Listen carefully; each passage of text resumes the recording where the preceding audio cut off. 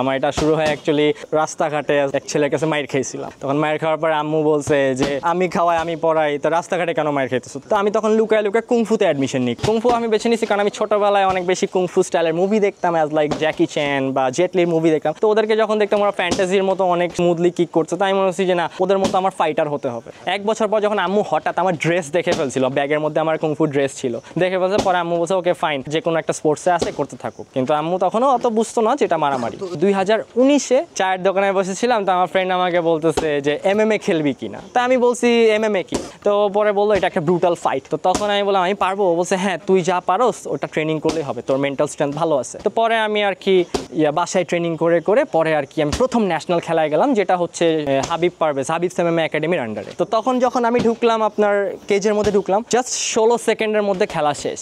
3টা punch land করছি, একটা পাঞ্চ লাগছে, অপোনেন্ট নক আউট হয়ে গেছে, অজ্ঞান হয়ে গেছে। ওই উইন হওয়া, ওখানে ভাইরাল হয়ে যাওয়া, ঠিক আছে। তখন আর কি ওখান থেকে MMA এর জার্নি স্টার্ট। তো তখন ওখান থেকে হাবিব পারভেজ ভাইয়ের কাছ থেকে অফার আসছে যে আমি এশিয়ান খেলতে যাবো কিনা, যেটা আপনার ইন্ডিয়া সায়েন্স সিটিতে কলকাতায়। তো আমার ক্ষেত্রে আমি তখন মনে করছিলাম কি যে আমার লাইফে যদি কোনো পজিটিভ অপরচুনিটিস আসে অ্যাজ লাইক এই মার্শাল আর্ট ক্ষেত্রে, তা আমি কখনো মিস করবো না। লিটন হালদার ওনার আন্ডারে ট্রেনিং স্টার্ট করি, সেটা হচ্ছে রমনা পার্ক। আমি তখন মোহাম্মদপুর থেকে রমনা পার্কে চলে যেতাম ওনার কাছে ট্রেনিং করতে। ইন্টারন্যাশনাল আসলে সুযোগ পাওয়ার পরে সর্বপ্রথম যে বাধাটা আমার মধ্যে ছিল যে অ্যাজ লাইক ফাইন্যান্সিয়াল সাপোর্ট ছিল না, তারপরে হচ্ছে আমার পাসপোর্ট ভিসা ছিল না। আমি ভয়ে ভয়ে আম্মুর কাছে গেছি, আমার ইন্টারন্যাশনালের জন্য আমার ডাক পড়ছে খেলার, এখন আমার পাসপোর্ট অ্যান্ড ভিসা বানাতে হবে। তখন আসলে ফ্যামিলি ক্রাইসিস অনেক বেশি ছিল, কিন্তু তারপরও আম্মু আমাকে সাপোর্ট দিচ্ছে। আমি 20 দিনের মধ্যে আমার পাসপোর্ট ভিসা সব রেডি করে দেন আমি ইন্ডিয়াতে গেলাম। ওখানে যাওয়ার পরে নেপালের 16 বার কিক বক্সিং গোল্ড মেডালিস্টের সাথে আমার ফাইট পড়ে।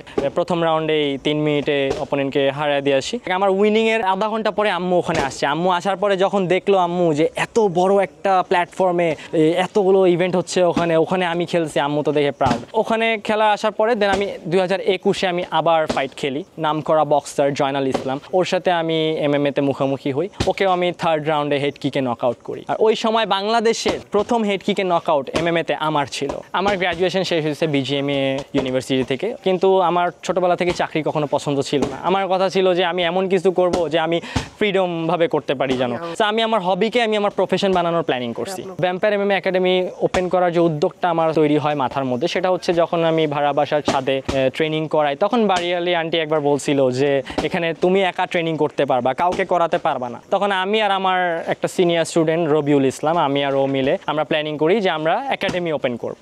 1 উইকের মধ্যে আমরা আলহামদুলিল্লাহ একটা প্লেস খুঁজে আমরা মোহাম্মদপুরে তাজমহল রোডে ওখানে আমার প্রথম একাডেমি রান করি। কোনো একাডেমি ওপেন করলে বা কোনো ব্যবসা স্টার্ট করলে প্রথমেই তো আর সফলতা আসে না। প্রথম 3 মাস আমার কোনো স্টুডেন্ট ছিল না, আমার হাতে গোনা যেই 3-4 জন স্টুডেন্ট ছিল, ওখান থেকে ওদেরকে নিয়ে আমার জার্নি। আমি ইভেন এমনও গেছে আমি নিজেই রাস্তায় রাস্তায় পোস্টার লাগাইছি আমার একাডেমির। তো তখন আমার প্রথম সফলতা যেটা হয় যে আমার প্রথম 2 জন স্টুডেন্ট ওরা প্রথম ন্যাশনালের নামে ওরা উইন হয়। ইভেন আমার প্রথম স্টুডেন্ট 3টা ন্যাশনাল পরপর উইন হয়। তো এটা আমার সফলতা ছিল। ওখান থেকে আসলে আস্তে আস্তে আমার ক্লাবের বেড়ে ওঠা। আমার ফ্যামিলি এখন আমার আম্মু অ্যাট দ্য এন্ড লাস্ট উনি এখন মেনে নিছে, কারণ বুঝছে যে এখন ছেলে এটা পছন্দ করে, এটা ছাড়াও কিছু পারবে না, বা এটা ছাড়া এটাই ওর পছন্দের কাজ, ও করে মজা পাচ্ছে, করুক। একাডেমির পাশাপাশি আমার হঠাৎ ইচ্ছা আসে যে আমার এই এলাকায় একটা সাড়া ফেলতে হবে, এই এলাকার লোকজনকে বুঝাতে হবে যে না আমি কি করি, এটা শুধু মারামারি না, এটা একটা স্পোর্টস, এটা একটা সুন্দর স্পোর্টস। আমি এই এলাকাতে একটা ইভেন্ট দিই। এটাতে যখন দিছি এলাকার লোকজন তো দেখে অবাক যে না এটা কি নতুন একটা জিনিস।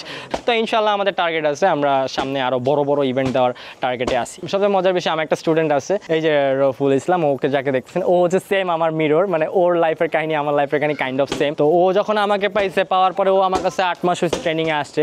মাশাআল্লাহ ও এখন বেস্ট একটা ফাইটারের মধ্যে রূপান্তরিত হয়ে আছে। ও রিসেন্টলি একটা ফাইট খেলছে, ওটা তো মাশাআল্লাহ উইন করছে। ইনশাল্লাহ সামনে আরও খেলবে। একটা সময় ছিল কি আমার ফ্যামিলির লোকজনই আমাকে বলতো, ইভেন মামারাও বলতো, তার ছেলে পেলেদেরকে উদাহরণ দিত যে যাই করো সুফিয়ানের মতো হয়েও না। কিন্তু এখন তারাই তাদের ছেলেদেরকে আমার এই ইমপ্রুভমেন্টের পরে, আমার একাডেমি হওয়ার পরে, আমি স্ট্রং হওয়ার পরে, তারাই তাদের ছেলেমেয়েদেরকে বলে সুফিয়ানের মতো হও। তো এটা আমার জন্য অনেক বড় পাওয়া। অনেকে এখানে আসার পরে মনে করে কি যে আমি মনে আসার পরে একদম গ্লাভস পরায় দিব, ফাইট শিখিয়ে দিব, একদম একদিনের মধ্যে ফাইটার হয়ে যাবে। আসে ট্রেনিং করে, বেচারার আর চেহারাই আমি দেখি না কখনো।